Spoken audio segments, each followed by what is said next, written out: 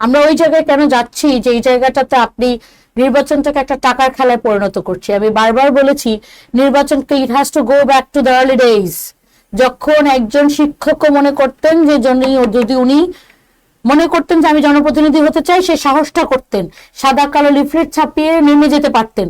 তো আজকে কি আজকের এই পরিস্থিতিতে আপনি একজন শিক্ষক কি সেই সাহস করবেন? এবং আপনি যখন একজন শিক্ষক, আমাদের সমাজের আয়না যাকে বলতে পারি, তিনি যদি এই সাহসটা না করেন, তাহলে কি নির্বাচন একটা ভালো প্রসিডিওরে আছে? এই টক্সিক কালচার থেকে বেরোতে হবে। আমার যদি 3.5 কোটি টাকা খরচ করার ক্যাপাসিটি থাকে, আমি খরচ করব কেন?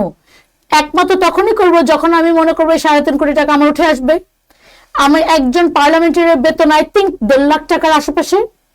তো 1.5 লাখ টাকা কি আপনি 5 বছরে কয় টাকা আপনার উঠবে?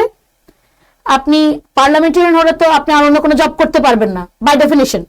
তো আপনি কি এই 1.5 লাখ টাকা দিয়ে তাহলে যে 3.5 কোটি টাকা খরচ করতে পারে, তার কি তাহলে 1.5 লাখ টাকা দিয়ে হবে? কিছুই হবে না। তাহলে আপনি কোন সাহসে আপনি 3.5 কোটি টাকা খরচ করতে চাচ্ছেন? আমার যদি ক্যাপাসিটি থাকে আমি কেন করব?